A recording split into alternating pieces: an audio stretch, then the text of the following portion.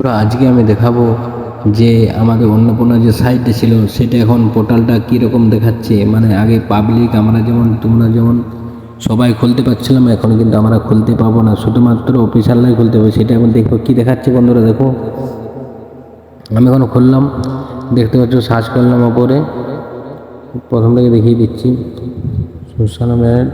এই লেখাটা উপরে যখন লেখাটা আছে ওই লেখাটা লিখে সার্চ করে বন্ধুরা দেখে নাও, এটা নিয়ে সার্চ করবে।